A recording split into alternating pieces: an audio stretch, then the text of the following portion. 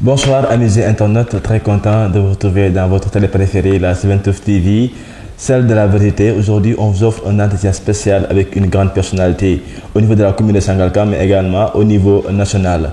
Directeur général du CICES, il s'appelle Saliou Keita. DG, déjà merci beaucoup d'avoir accepté notre invitation. Merci mon cher ami Fodé. C'est un très grand plaisir de nous répondre à votre invitation. Si c'est true, vous êtes très suivi et j'apprécie la qualité du travail que vous êtes en train de faire. Merci beaucoup. Donc, tu as dit nous de Wartanak Askadou Sénégal, mais surtout Askadou Sangalkam. Tout à fait. Merci beaucoup en tout cas. Et le plaisir est partagé. Donc, nous avons débat break. Vous êtes le directeur général du CICES, donc mon Centre international du commerce extérieur du Sénégal, également responsable politique au niveau de l'APR. Alors, on a vu ces derniers temps-ci, au niveau de la commune de Sangalkam. Donc, les jeunes, les femmes, nous avons avant de nous Saliou Keita. On connaît le DG, mais qui est l'homme exactement? Oui, Saliou Keita, la réponse est très simple. Je suis un résident de Sangalkam. J'habite Kounoun Ngala. Et Saliou Keita a un parcours. Je dis même des parcours.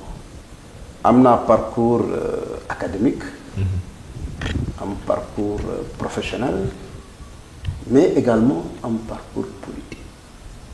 Parcours académique, je suis docteur en marché public. Docteur en marché public à l'Académie des sciences du management de Paris. Un parcours, je suis un produit de l'université Cheikh Anta Diop de Dakar. Je suis un parcours également professionnel. J'ai été directeur général de l'Agence nationale d'appui aux marchands ambulants qui travaillait vraiment pour le secteur informel. Saliou Keita, avant d'être même directeur général de l'ANAMA, n'est qu'on a à la direction de la microfinance comme chef de division chargé de la promotion et la professionnalisation de la microfinance. De Boudiouaké microfinance, encore c'est le secteur informel, encore c'est les femmes, accompagner ces femmes-là. Ensuite, comme j'ai été directeur général de l'ANAMA, secrétaire général également de l'ANPEJ pendant 7 ans, qui travaillait pour la question, la problématique de l'emploi des jeunes. Aujourd'hui, je suis directeur général du Centre international du commerce extérieur, mais je suis le président du mouvement Sénégal Croissance à 2 chiffres pour l'émergence. Saliou Keita est un économiste de formation, titulaire quand même de 2 masters, un master 2 en marché public, un master 2 également en développement local régional, option microfinance. Aujourd'hui, je suis doctorant en marché public. Voilà. Ok, au niveau aussi sportif, vous êtes passé... Oui, je suis un produit du mouvement de l'État. Quand je sais Saliou Keita, Saliou Keita, ce qui est dundal, c'est la masse. Dem ci bir nit ñi, nek ci bir nit ñi, xam lu nit ñi di am comme jafe-jafe, jafe-jafe doon sama yitte. Ouais, surtout aussi, am na parcours politique. Je suis un produit de AJ/PADS. Le président Landing Savané m'a formé politiquement. J'ai démarré ma carrière politique en 1996 quand je faisais la terminale. Donc 1996 à aujourd'hui, j'ai été responsable de jeunesse de AJ pour la région de Dakar. J'ai été membre du bureau politique de AJ/PADS. Aujourd'hui, je suis membre du directoire politique de l'APR. Au niveau de l'APR, Saliou Keita incarne une légitimité historique et politique. Bonny Samp APR, Mangitok. Nous avons tout Mangitok. Couleur bi Mangitok. Donc, tay, mirmi sortina. Lu sorti bari borom. Waye ñun de man li ma gëm ci politique moy da ngay yaatal. Yaatal ñepp ñew parce que mbir mi géej la rek. Ku nekk am nga ci sa wàll. D'accord. Sacré parcours, en tout cas, c'est un parcours salutaire. Il y a aussi à Tahoula. Alors, DG, vous avez tout ce que vous avez Sangalkam. Vous étiez au niveau de Dakar Plateau, vous avez fait Sangalkam, au niveau de Kounoungala. Cette installation, comment s'est passée votre installation au niveau de la commune de Sangalkam? Oui, j'ai pas eu de difficultés. Hein. Ça me permet déjà de saluer mon grand frère et ami, le ministre Omar Gueye. Il m'a très bien accueilli au niveau de Sangalkam. Et man dama gëm li ñuy wax le droit de l'aise. Ñëw seet si ko xamal ko ni désormais j'habite Kounoune Gala, donc naturellement je vais m'engager au niveau de Sangalkam. Lu tax loolu parce que l'engagement est d'abord local. Man Sangalkam la yeewoo, je peux rester 1 mois sans aller au plateau. Bu ma nax le président de la République Macky Sall. Quand tu fais de la politique, il faut être aux côtés des populations. Yeewu ak askan bi xam lu gox bi di dund nga dund ko yow tamit pour que nga mën a apporter des solutions à ce niveau. Donc problème yooyu aussi mooy les inondations. Parce que j'ai habité au niveau de Kounoune Gala pendant 2 ans aujourd'hui, mais une année yoo xam ne nii j'étais au plateau, mais je vous dis avec les charges liggéey bi nga xam ne moom laa am au niveau du CICES, je ne peux pas rester jusqu'à 9 heures sans aller au bureau. Donc c'était très difficile, mais à un moment donné j'ai pris mes responsabilités, j'ai parlé avec le chef de l'État, le président Macky Sall, qui m'a demandé vraiment d'aller à Sangalkam. Sangalkam aujourd'hui, avec toutes les difficultés que nous avons constatées, tey président Macky Sall bëri na fi ay soppe. Président Macky Sall bëri na fi ay militants. Mais pourquoi aujourd'hui la commune est allée entre les mains de l'opposition? Mais avec tout ce que je dis. Donc, ma jàpp ni tey le grade le plus élevé dans une organisation politique est celui du militant. Les militants ne sont pas contents, point d'interrogation. Pourquoi? Soppe yi bëgg Macky Sall te votaluñu liste bi nga xam ne ni mooy couleur président Macky Sall, ça pose problème. Donc ma jàpp ni tey ak li ñu jot a capitaliser politiquement dinañu ñëw fekk équipe bi fi nekk ñu ànd ñun ñëpp liggéey ko pour jëlaat commune bi teg ko ci loxo président de la République Macky Sall, pour jëlaat commune bi teg ko entre les mains de Benno Bokk Yaakaar. Et c'est ça ma mission. Mais au-delà de Benno Bokk Yaakaar, c'est vraiment de travailler pour que les populations de Sangalkam, su ma waxee population de Sangalkam, je fais allusion aux couches les plus vulnérables, mooy les femmes et les jeunes. Okay. Quand tu prends aujourd'hui la population, la forme pyramidale de la population sénégalaise, nous avons une population jeune. Jeunesse boobu mi ngi Sangalkam, jeunesse boobu mi ngi dund ay difficultés, mais est-ce que jeunesse boobu am nañu ñu leen di jàppale pour ñu mën a trouver des solutions à leurs problèmes? Vous prenez la forme pyramidale de la population sénégalaise, nous avons une population féminine, jigéen ñi.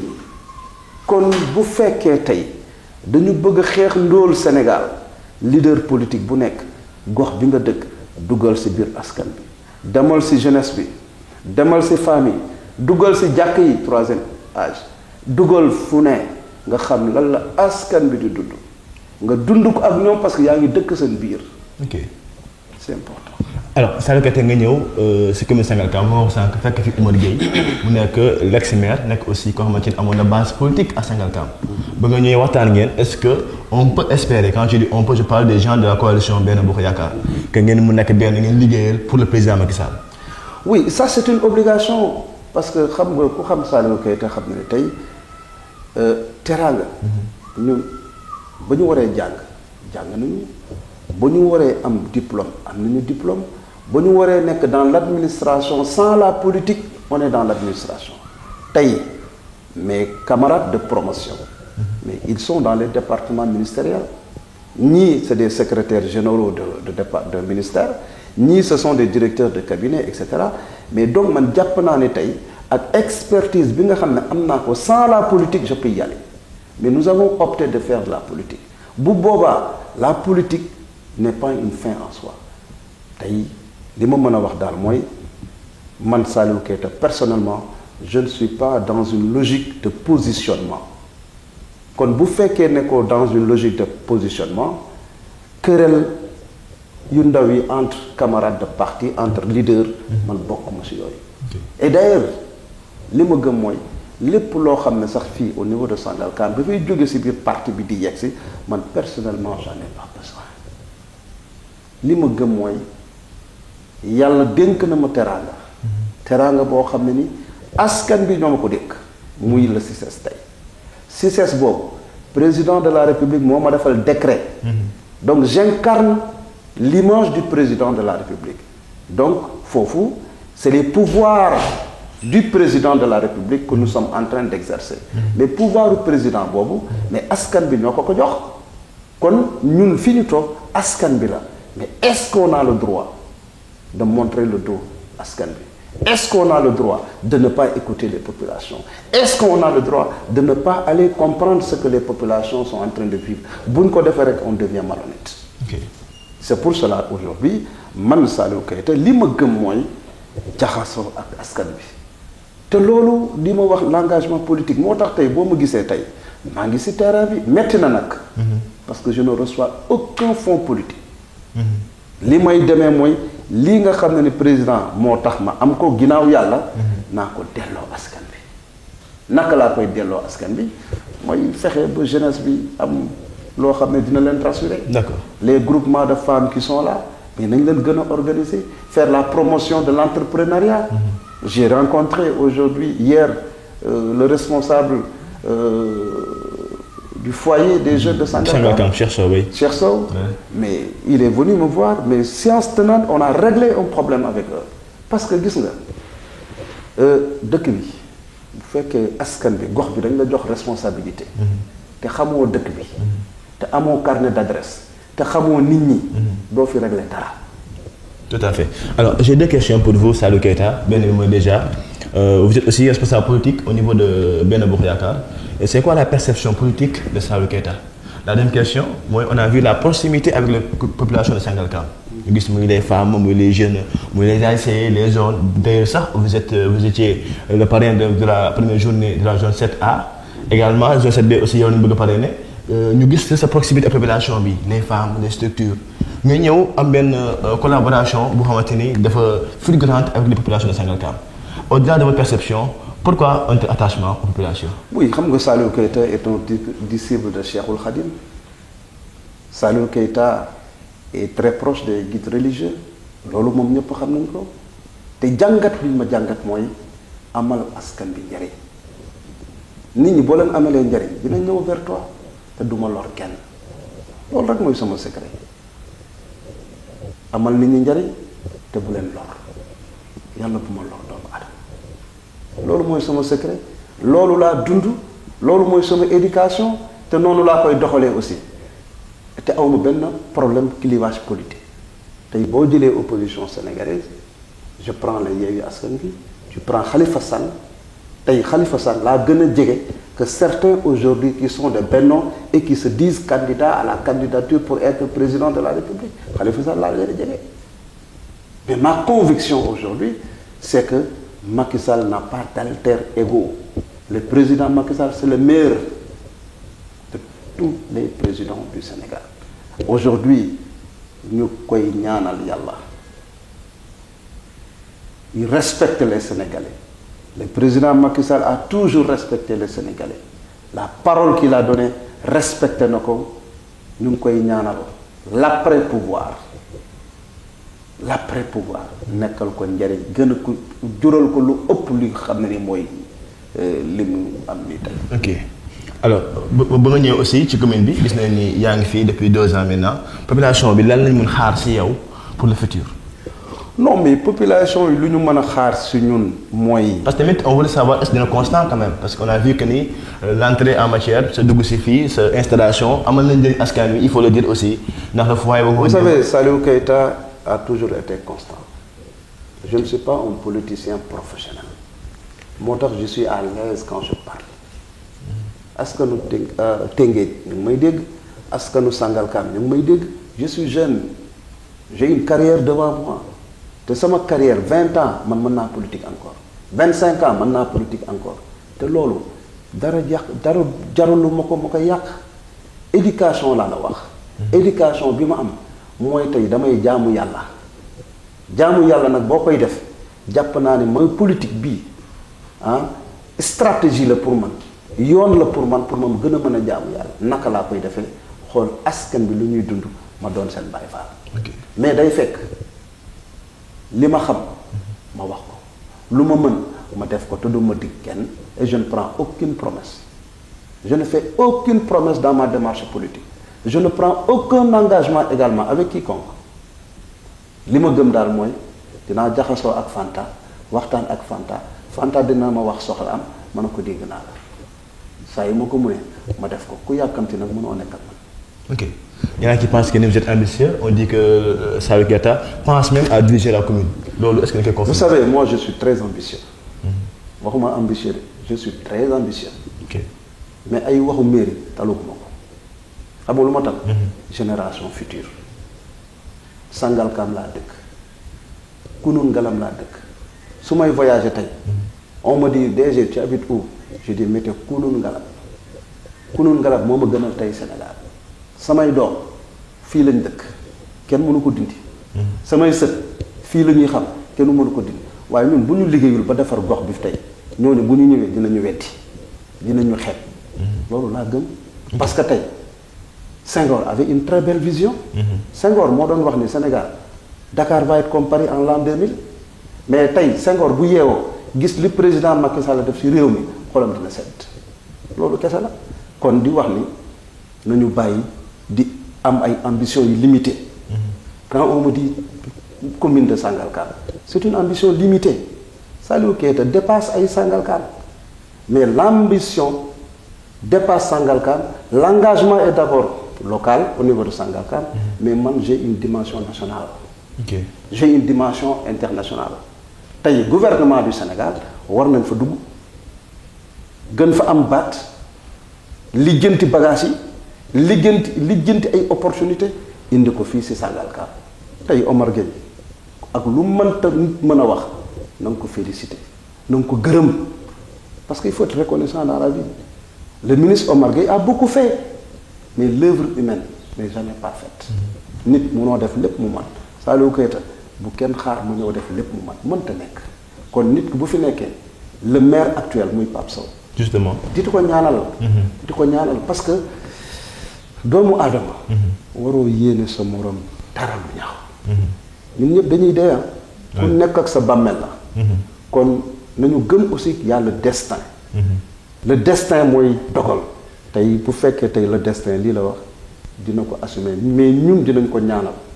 fi mu ne foofu du place am parce que Pape Sow góor la yàlla na ko fa yàlla jëlee waaye bu ko yàlla jëlee ba mu delluwaat ci ay mbokkam war nañ mën a toog ñun ñëpp ñu jël les tout ce qui est clivage politique ñu teg ko à côté ñu ànd Saliou Keita lu ma xam lu ma mën ma jàppale Pape Sow parce que au-delà de Pape Sow gisuma son image gisuma sa personne moi je vois les populations de Sangalkam te il faut que les acteurs politiques essaient de comprendre les choses comme ça xam na ni tey fii cooki bi fii xeex bi fii ñu koy def yëpp ay professionnels politiques lay boo leen laajee luy seen métier xamuñu ko sax gis nga nit booy politique da ngay am fonction da ngay am profession tey Saliou Keita boo ma laajee luy sama profession ma ne la man je suis docteur en marché public bu ma bàyyee politique ma dem liggéey loolu yow tey ñu ne la journaliste nga ngay politique bu la neexee bu nga bàyyi politique bi nga dem nekk journaliste waaye bu nekkee yow bu ñu ne la yow leader politique nga à part politique bi looy liggéey kooku boo tontul ci fonction rek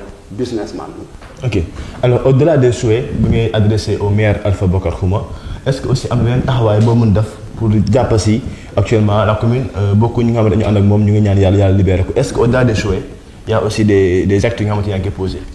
Oui tu sais on ne dit pas tout publiquement. Tout à fait. yàlla xam ne ni télé lay wax. Oui. am na ñu dëkk Sangalkam ñu ngi may dégg ñu ngi koy waxtaane ñu ngi siy jéem a def ay jéego te tey les partisans de Pape Sow nañu woote loo xam ne ni démarche jàmm la démarche pacifique pour la libération de Pape Sow man Saliou Keita may jiitu c'est comme ça.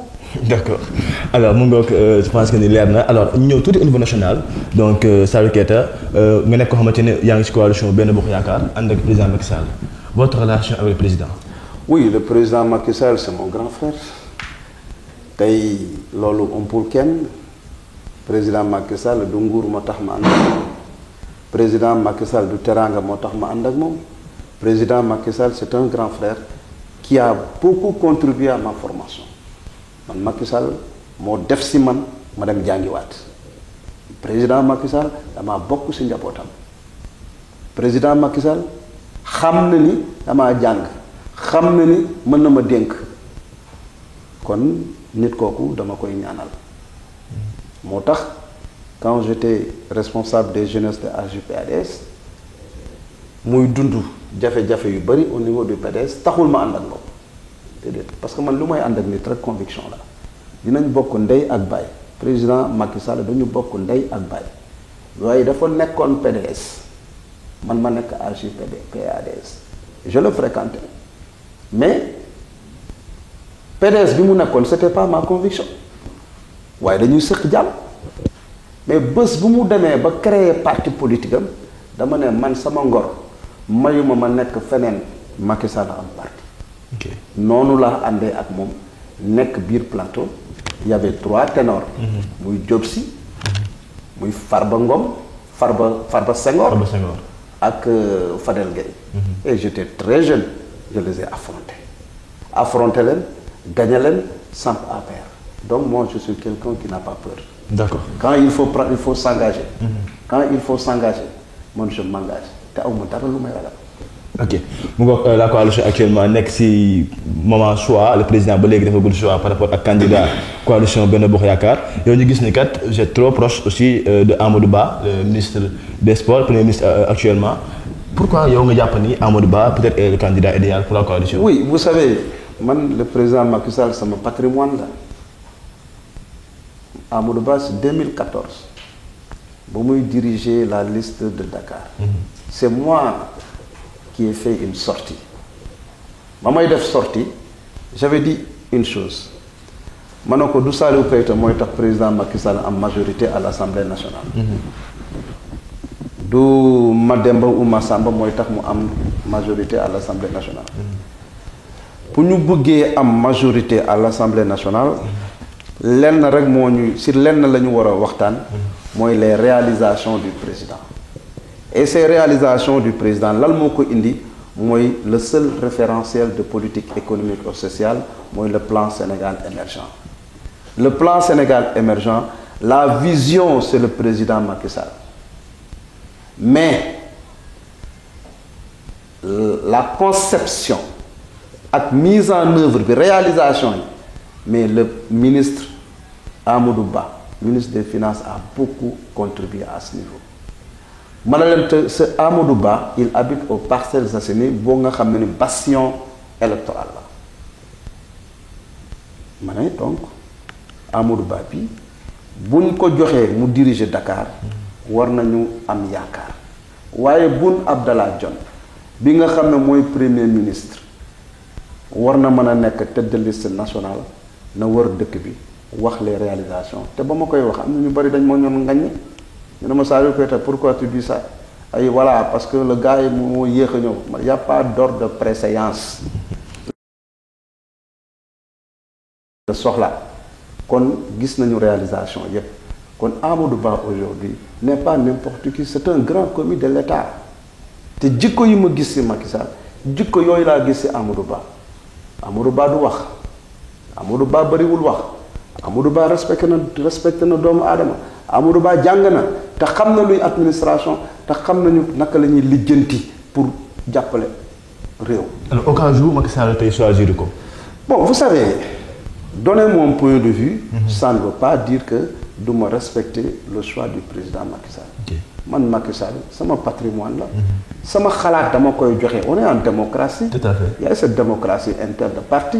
ñeneen nag buñ ko xalaatee neneen woyu Saliou Keita quand tu te positionnes très tôt voilà nga naan Amadou Ba la ëllëg bu nekkul Amadou Ba xoolal bu nekkul Amadou Ba ma xam ne ni du wërsëgam.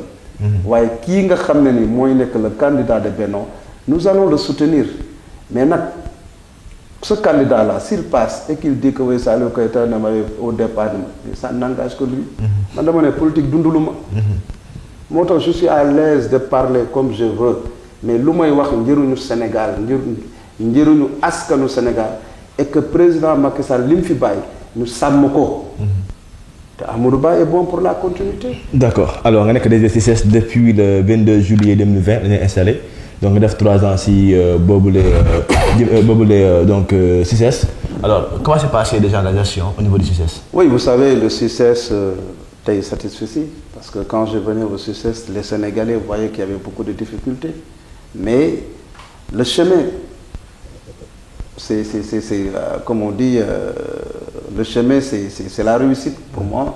C'est après, quand je suis arrivé, le Def, moi, l'état des lieux. Le chemin, c'est le difficile. Voilà le mot que je cherchais. Le chemin, c'est le difficile. Il faut que mon métier, parce que le 22 juillet 2020, date de mon anniversaire, que j'ai été installé, mon en période de Covid-19. Oui, tout à fait. Et quoi Covid-19, les rassemblements ne sont pas permis. Le CICES est une entreprise de l'État parapublic qui est dans l'événementiel économique. Quoi événementiel économique, tu parles de l'organisation de foires et de salons, de l'eau, beaucoup drainer du monde. Mais on a fait l'état des lieux pour mesurer véritablement le poids de la mission que l'autorité nous a confiée. Alors le poids de la mission, l'état des lieux avait révélé beaucoup de choses. Li ñu njëkk def mooy wax ni dinañu wut beaucoup de partenaires. Am nañu des partenaires. Ku wax beaucoup de partenaires, wax beaucoup d'activités pour que nous booster le taux d'occupation et de fréquentation au niveau du CICES. On nous parle, on nous appelle foire, mais foire, tout du foire, CICES le tout. Centre international du commerce extérieur du Sénégal. Foire, c'est une activité parmi tant d'autres.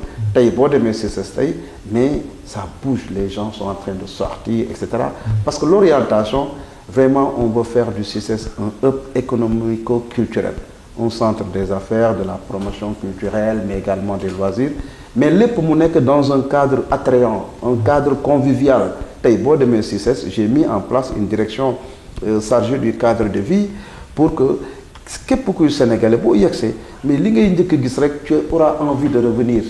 On a la place première dame que nous avons réalisée. Il y a des travaux qu'on va démarrer incessamment pour embellir l'espace. Et là aussi, je vais en profiter pour saluer mes partenaires, remercier les.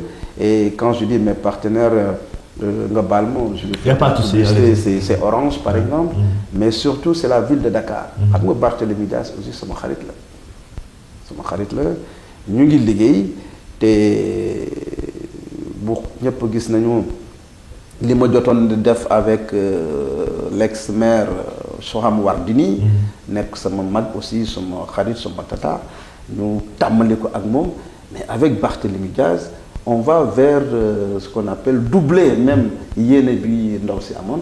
Kon la ville de Dakar aussi mënuma wax te duma leen gërëm. Tout à l'heure je t'ai parlé de Khalifa Sall. Donc je fais pas un clin d'œil, mais comme je t'ai dit, mes meilleurs amis sont dans l'opposition. Aujourd'hui, que ça soit l'APR, que ça soit l'opposition, gisuma koo xam ne mën naa wax ni am naa problème avec eux, etc.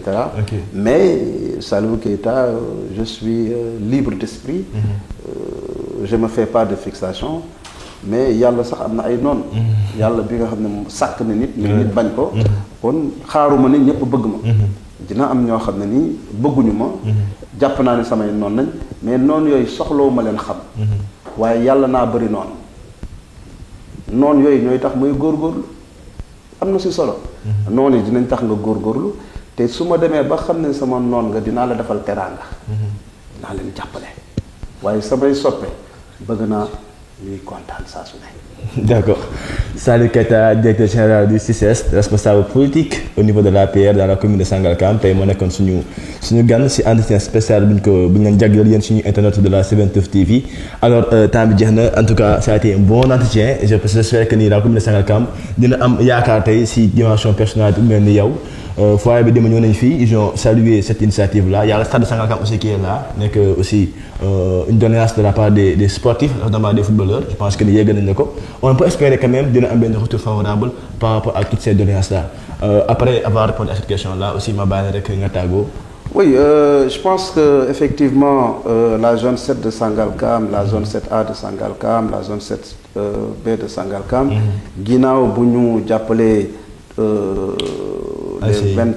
toutes les ASC. De la commune, oui. Voilà, donc voilà, sax ñuy wax les ASC, on avait organisé le premier tournoi bu ñuy wax le tournoi de la jeunesse de Sangalkam bi nga xam ne y avait 16 ASC yu si bokk. 16 yooyu plus encore 20 ASC yu ñu jàppale woon. Au total ça fait 36 ASC yoo xam ne ni ñoom ñëpp on les a équipés et cetera. Donc li ma doon wax rek loolu moo ñuy dundal. Donc foyer des jeunes bi ngay wax aussi on les a rencontrés et wax naa la ni Saliou Keita si sama parcours professionnel. J'ai été secrétaire général de l'ANPEJ. Quand vous m'avez l'ANPEJ, c'est l'emploi des jeunes. Lolo aussi, nous avons capitalisé de l'expérience avec relation union avec les partenaires du Sénégal dans le cadre de la problématique de l'emploi des jeunes. Lolo, dinañu fexé ba indi ko au niveau de Sangalkam pour jàppale jeunesse bi. Donc foyer bi nga xamné ni seet si nañ ma voilà ñëw nañu wax seen problème et séance tenante ki ma war a waxal wax naa ak moom et solution am nañ ko par rapport ak seen xaalis bi nga xam ne ni depuis 3 ans ñu ngi daw pour récupérer ko et cetera mais loolu en 10 minutes on a réglé ce problème. Maintenant lii des mooy le stade municipal parce que ñuy dem ba Tëngéej di jouer aussi c'est pas intéressant. Voilà, mais suñu mënee am suñu statut bopp fii au niveau de Sangalkam dañ ko def. Bu ñu mënee également jàppale autorités yi ñu fexe ba le foyer des jeunes mën a opération ñu tabaxaat ko mu baax loolu am na solo mais loolu yëpp ñooñ jàpp ne ce sont des compétences transférées. Maintenant les compétences transférées li ma lay wax rek c'est du ressort de la commune. Moo tax ñun waruñu croiser les bras di seetaan commune bi kese. Moo tax ma ne la lépp lu ñu xam lépp lu ñu mën dinañu ñëw def ko pour que commune bi porte ko pour les jeunes, pour les femmes, pour les populations. Nañu bàyyi calcul politique yi gars yi di def man nekkuma si yooyu. Nañu jàpp nekk benn jàppante pour l'intérêt de parce que man dama jàpp ni askanu Sangalkam moo ma tax a jóg. Yow nga jàpp ni askanu Sangalkam moo la tax a jóg waaye man gauche lay jaar droite lay jaar mais naa respecte sa gauche ngay respecte sama droite mais bu ñu tasee nañu joxante loxo jàmm nañ ñooy. Merci beaucoup. Mot de la fin. Oui, mot de la fin du remercier population Sangalkam parce que si njëlbeen li nga wax mooy ni ma entamé les activités au niveau de Sangalkam, au niveau de Kounoune surtout. Très franchement population yi muy jeune muy femme muy adulte et cetera aw ma seen fay. J'ai vu quand tu vas cité assemblée bi nga xam ne nii jàppale nañ population bi ba tabaxal leen juma yooyu yëpp nekk na loo xam ne ni dafa am lu ko waral mooy ku la defal lu rëy ku la defal lu rëy defal ko lu rëy donc population du Sangalkam ñoo ma bëgg et c'est naturel man ku ma bëgg dinaa la bëgg te saa yi ma la bëggee nag jaral nga ma lu ne kon population de Sangalkam jeunesse de Sangalkam jigéen de Sangalkam jaral nañu ma lu ne. Merci beaucoup. C'était Saliou Keita, directeur général donc du CICES, nekk également responsable politique au niveau de l'APR fii ci commune Sangalkam tey moom ñu dalaloon pour cet entretien donc exclusif et je pense que ni vous avez bien apprécié vous les internautes di ko remercier bu baax aussi si disponibilité mais également ci humilité am depuis longtemps ñu ngi doon rendez-vous bi mais quand même il y avait un problème de temps tey rek yàlla dogal merci beaucoup vraiment pour le déplacement merci également à la technique au niveau de la caméra il y a Timmy qui est là il y a Goss il y a également Fanta et Buzzy yi nga xamante ni vient d'apparaître de remercier ñëpp toutes les personnes de la commune de Sangalkam notamment tous nos internautes qui sont là à travers la 7 TV. Rendez-vous très vite Inch'Allah pour notre numéro.